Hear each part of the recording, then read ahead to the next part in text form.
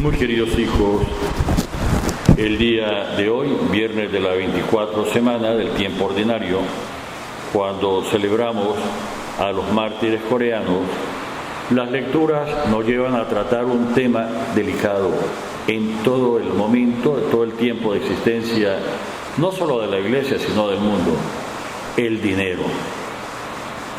Delicadísimo.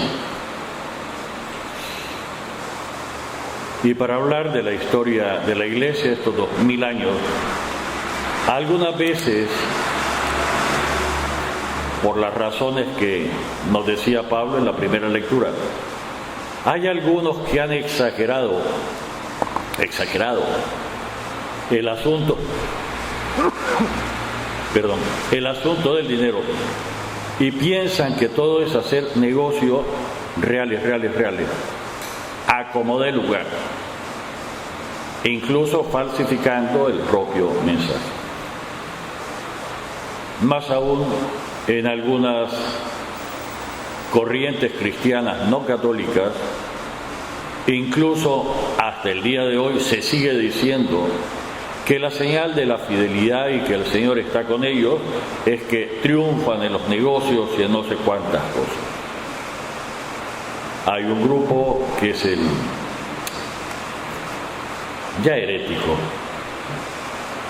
la famosa fraternidad de hombres de negocio, que precisamente lo centran todo en dinero, y en sus testimonios, incluso diciendo mentiras, falseando el propio testimonio, se refieren a hacer grandes negocios, grandes, de tal forma que en el sentido irónico que tiene nuestro pueblo, no le llama la fraternidad de hombres de negocio del Evangelio completo, sino la fraternidad del negocio completo. No son los únicos. Por otra parte, en más de algún momento de la historia de la Iglesia, también han exagerado por el otro lado y han preconizado una pobreza absoluta que ni siquiera llega a ser la franciscana, sino ideologizada. Padre, ¿qué nos está diciendo? Pues sí, hay que decirlo, que conocer la propia historia. Cuando se estaba terminando el primer milenio para comenzar el segundo milenio, hubo una serie de sectas heréticas. A Santo Domingo de Guzmán le tocó combatir algunas, que preconizaban una pobreza absoluta, de tal forma que consideraban que los ricos eran malos, y para hacer el bien y para evangelizar se dedicaban a asaltar las casas de los ricos y a matarlos. Gracias a Dios eso no se ha repetido, aunque nos ha tocado vivir en otros momentos situaciones también de exageración, más por ideología pero eso de andar asaltando para matarlo y pensando que así se evangeliza y así se construye la Iglesia, es una atrocidad, como se vio en su momento. Y hoy tenemos en las lecturas las dos caras de la moneda. En el bellísimo, cortísimo Evangelio tomado de San Lucas, en el capítulo 8, versos del 1 al 3, frente a la ignorancia, una cierta ideologización que todavía se ve en algunos grupos, algunas personas, incluso de la Iglesia Católica, nos pone de relieve el apoyo logístico que tenía Jesucristo y sus apóstoles durante el tiempo de la vida pública. Padre, ¿qué está diciendo? Pero si no vivían como gitanos, durmiendo debajo de los árboles, y no dice Jesús que no tiene donde reclinar su cabeza y eso es signo de una pobreza, de una miseria. No. Palabras de Jesús se refieren a otras cosas. Jesús tenía montada casa en Cafarnaúm. No vivía de choñero en la casa de Pedro, como dicen otros, vivía en su propia casa. Y había una serie de personas sumamente importantes, sumamente ricas, que en agradecimiento nos dice Lucas, a que el Señor les había liberado la expresión de demonios, si lo seguían, quiero leerlo, el Evangelio es muy corto. Lo acompañaban los 12 y algunas mujeres que habían sido liberadas de espíritus malignos y curadas de varias enfermedades. En agradecimiento. Entre ellas iba María, llamada Magdalena, mujer muy rica. Padre, pero esta fue prostituta, no, fue cortesana, que no es exactamente igual. Hoy diríamos prostituta de altísimo standing. Era admitida en la corte real. No era callejera. Entre ellas iba María, llamada Magdalena, de la que habían salido 7 demonios. Iba también Juana, la mujer de Cusa, la esposa de Cusa, y Cusa era el administrador de Herodes, ministro de Hacienda, de Finanzas, el que manejaba el dinero. Y ustedes, mujeres, saben el poder de la mujer. No es que digo que sea, pero normalmente un cargo de esos no es para alguien que vive coyol quebrado, coyol comido. Susana, no nos da otros detalles de Susana, y otras muchas que los ayudaban con sus propios bienes. Padre, entonces eso significa que había un apoyo logístico, sí, y bien montado.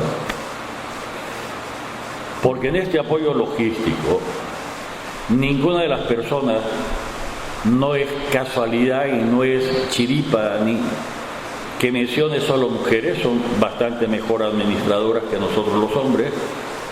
Padre, ¿qué está diciendo? De hecho, el término de economía, la definición etimológica, es de llevar la administración de la casa y hace referencia a lo que hacen las mujeres para hacer rendir los reales. Padre, excepto alguien que sea muy mal educada y muy, de alguna forma, haya dejado de ser mujer. Padre, ¿qué está diciendo? Dios, que su sabiduría es infinita, le concede a la mujer, no al hombre,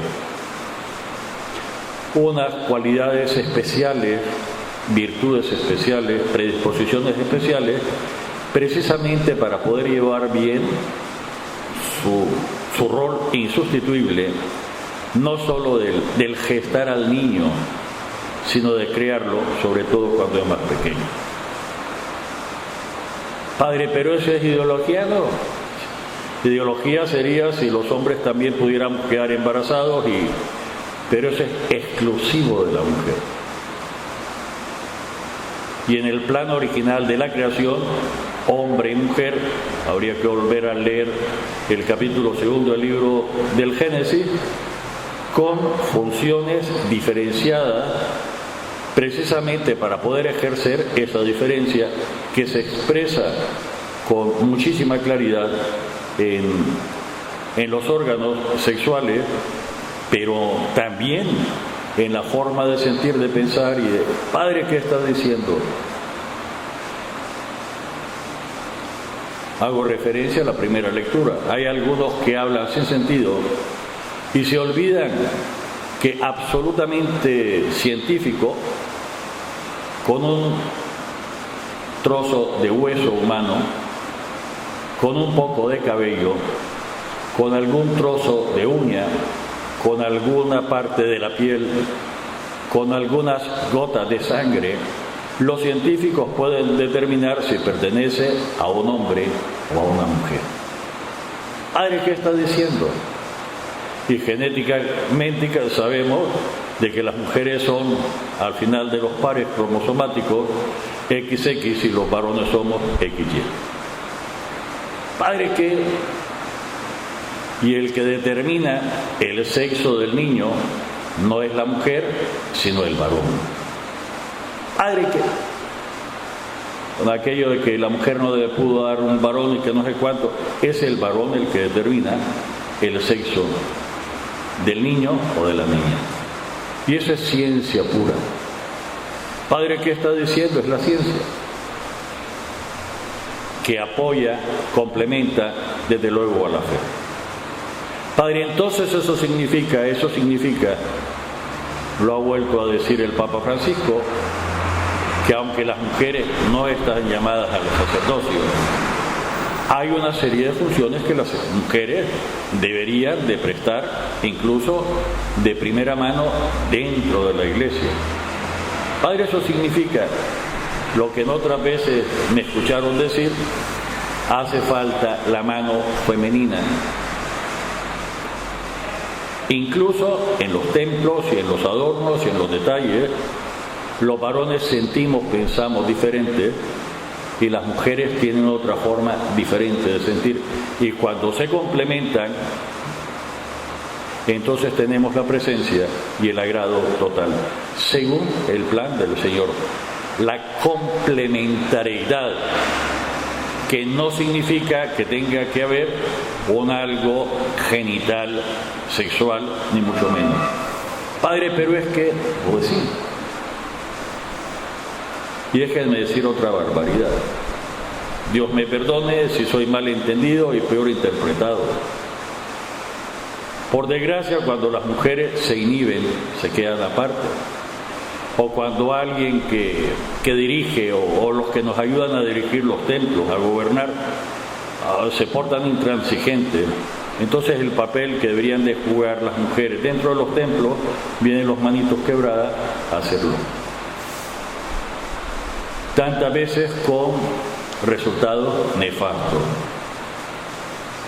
Padre, pero es que, pues sí. Padre, pero no es malo ser homosexual. La ciencia que investigue aún en el punto, lo que ha dicho la Iglesia y lo ha repetido el Papa Francisco, la Iglesia quiere a las personas, rechaza los pecados. Padre, es que el Papa acaba de decir que los homosexuales son bienvenidos a la Iglesia, y también los asesinos, y también los ladrones, invitados ciertamente a la conversión.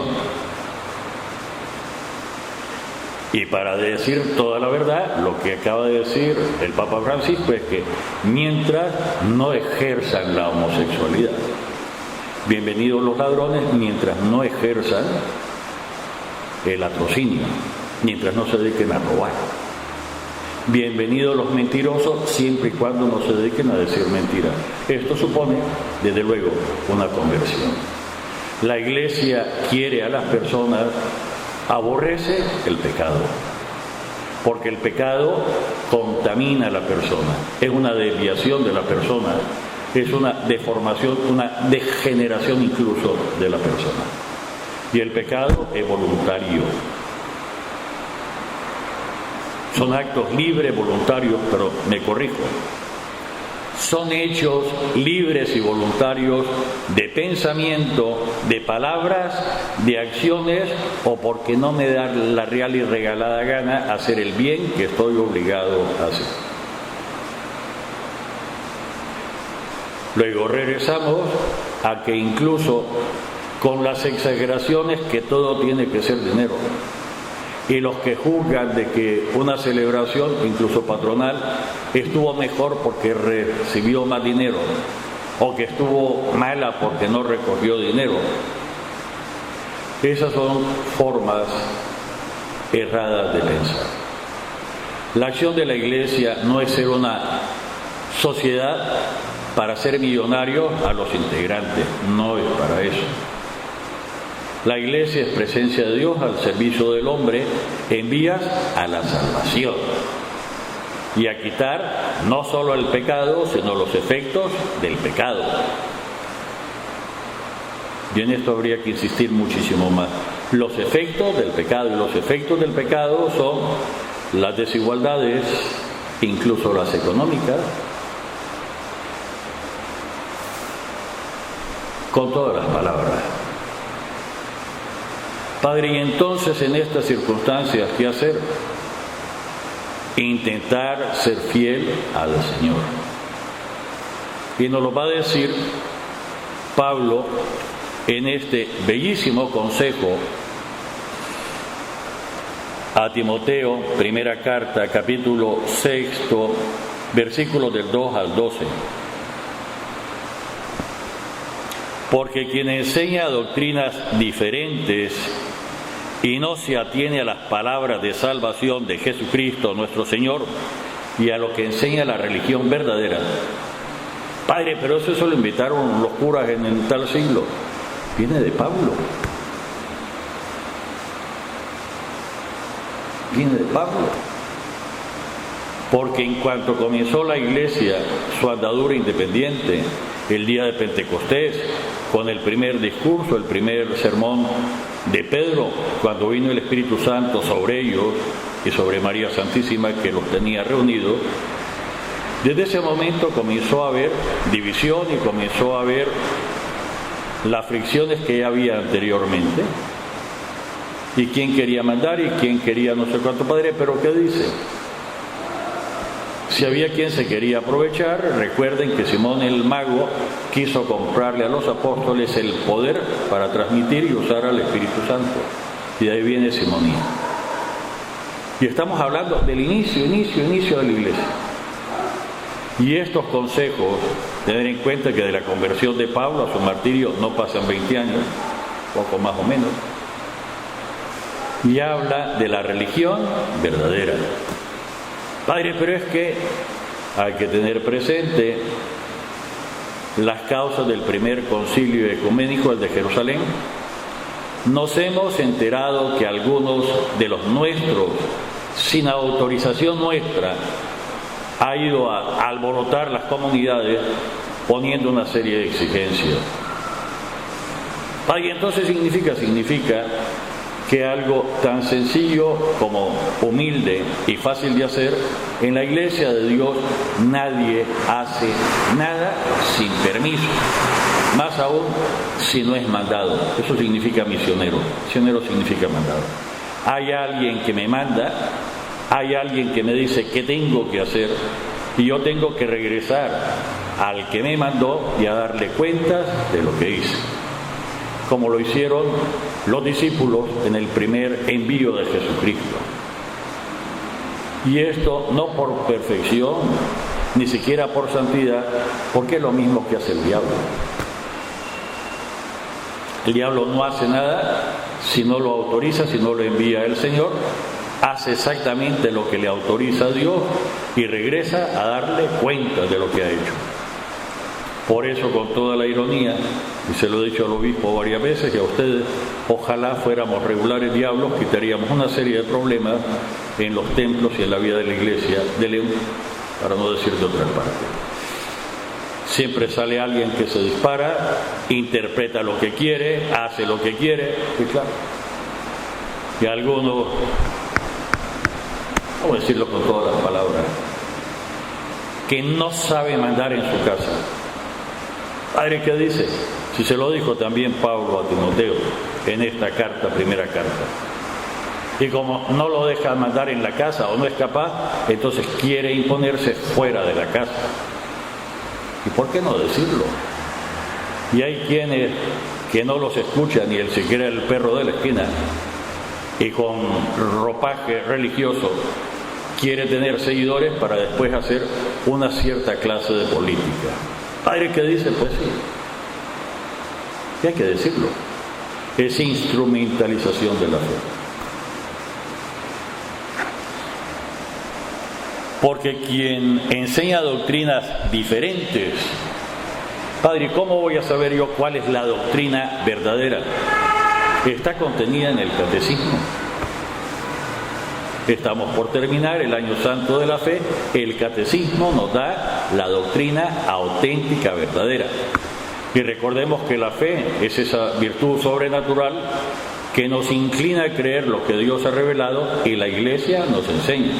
La iglesia, no fulanito, sutanito, o no el no sé cuánto que dice que es vidente, o no sé cuánto que dice que es profeta, o no sé cuánto que además pasa su limosnita porque... ni los que se ponen por las esquinas, en las plazas o en los mercados con parlantes y lo primero que se acercan es Hay que decirlo con todas las palabras. No porque lo invente Monseñor Ortega, sino porque transmito lo que recibió Pablo, lo que experimentó Pablo, y Pablo transmite y lo recoge incluso la Sagrada Escritura.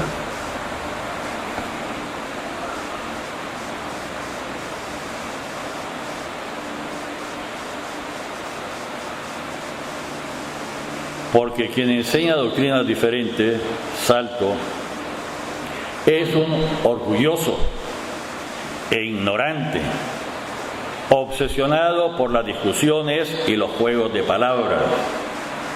Y lo único que nace de todo ello son envidias, que es pecado, pleitos e insultos, que son pecados, sospechas perjudiciales, que son pecados, y continuos altercados, que también son pecados, propios de hombre de mente depravada, privados de la verdad y que consideran que la religión es un negocio.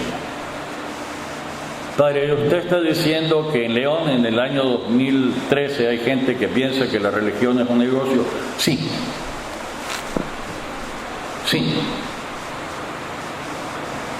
Y hemos tenido problemas, incluso en la diócesis, cuando las familias piensan que porque uno de los hijos, un tío, un primo, se hizo sacerdote, va a vivir.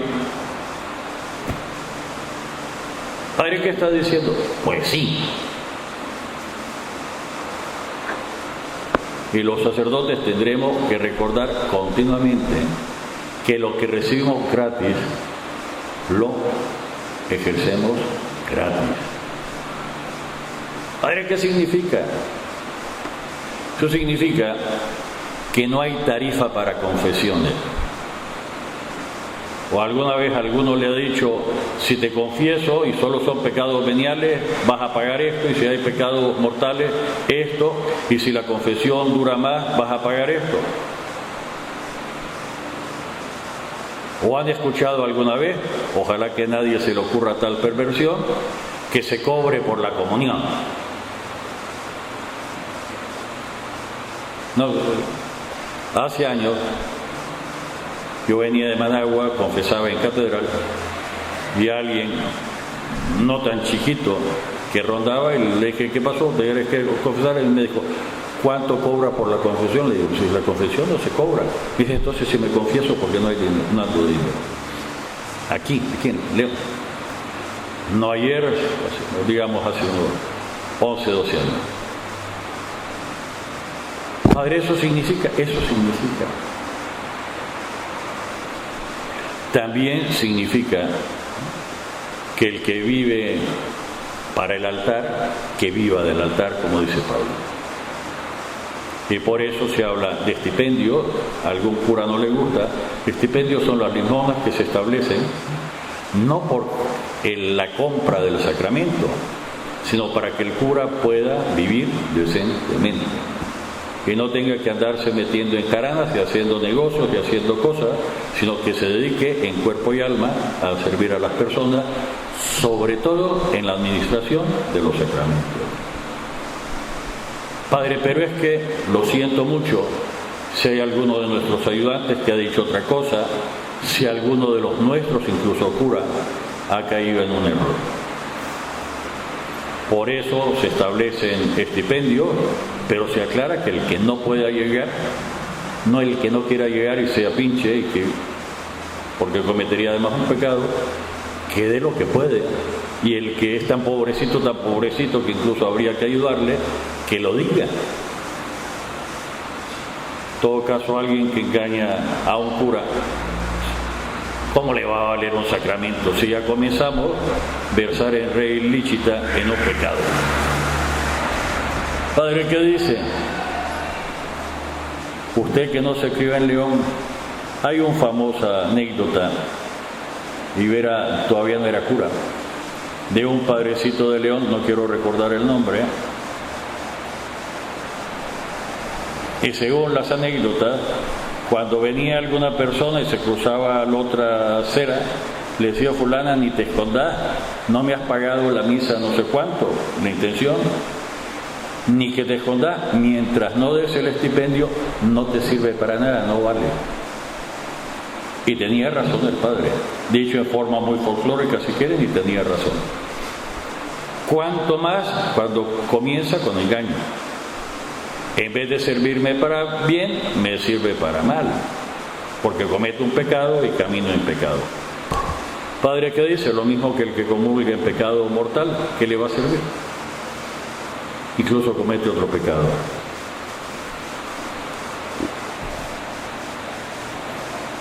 Y consideran que la religión es un negocio. Y con toda la ironía de Pablo, nos va a decir ciertamente la religión es un negocio, pero no de dinero, sino de salvación.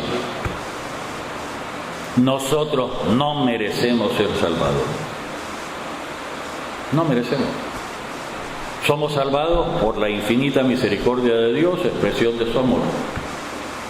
Y por lo tanto, cuando nos dedicamos honestamente, según nuestras luces, y nos preocupamos por ir formándonos mejor, entonces obtenemos lo que nunca podríamos obtener, la salvación.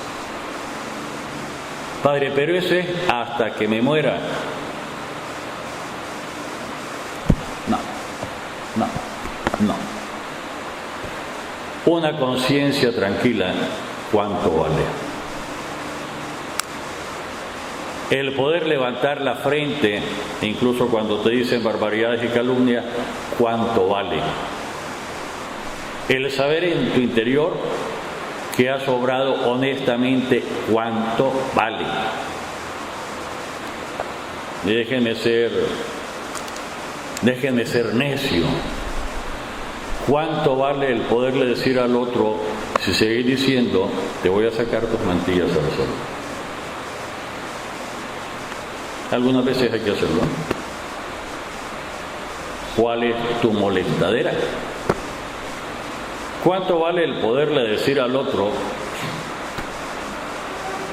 no estés mordiendo la mano que te dio a comer y que te salvó de los clavos? Padre, pero decirle eso es horrible a una persona. Algunas veces creo que habría que decirlo. Padre, pero eso es horrible. ¿Cómo no decirle a Colombia que le dejamos a Andrés Providencia que no esté molestando más? ¿Cómo no decirle a Costa Rica con todas las palabras, ya les dejamos lo que era el partido de Nicoya? Eso es hasta que subimos a la meseta central de Costa Rica, ahí por San Ramón. Abarca todo Punta Arenas, 9-4, por el Pacífico. Y por el Caribe ya les dejamos bastante del sur del río San Juan, territorio. No sigan molestando más. ¿Cómo no recordarle si ustedes eran parte nuestra? Eran territorio de Nicaragua. Incluso para 1821, Costa Rica se independiza de Nicaragua. Padre, ¿y por qué nunca lo he oído decir? Porque las ideologías, la falsificación de la historia, y además desde León se pagaron durante todo el tiempo los salarios de los funcionarios de Costa Rica, incluso hasta despuesito de la independencia, y todos los templos de Costa Rica dependían de la diócesis de León. Padre, es historia. Así como algunas veces la mami o el papi tiene que jalarle las orejas y nalguear al cipote, a la cipota necia, nadie me quiere, nunca me dieron lo que necesitaba. ¿Y cómo se ha sobrevivido hasta ahorita? ¿Quién te alimentó? ¿Quién te vistió? ¿Quién te cuidó? ¿Quién te pagó la educación? Padre, es horrible decirlo, pero algunas veces hay que parar los casquitos de las personas. La verdad.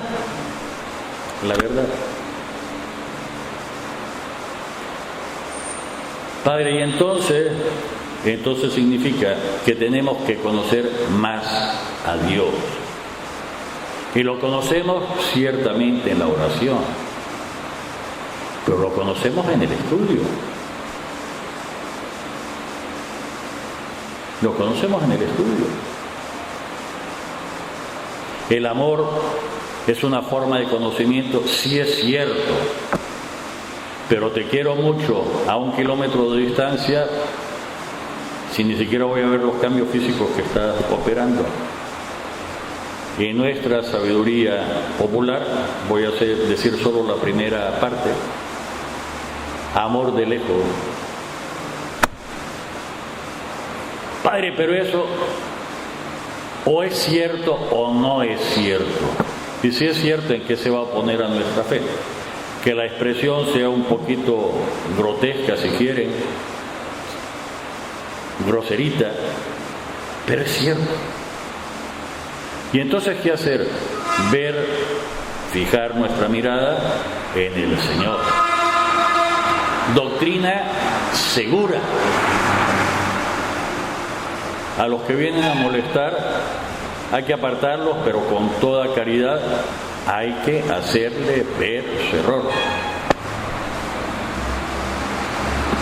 Padre, pero es que si usted viera cómo vienen a tocar y a decirme no sé cuántos, invítenlo a rezar primero un Ave María y que recen con ustedes de corazón. Padres, que por amor de Dios, que no dejemos que nos ofusquen nuestra inteligencia. Y hay personas que se acercan a nosotros como la serpiente en el jardín del Edén, capítulo 3 del libro del Génesis, para engañar, para pervertir la conciencia del ser humano. Padre, y eso sí, nosotros tendríamos que intentar ser ángeles del Señor, enviados del Señor, sino por lo menos sirineos. Pero por desgracia algunas veces nos convertimos en demonios, tentadores de los demás. Y hay que cambiar. En el nombre del Padre, del Hijo y del Espíritu Santo. Amén.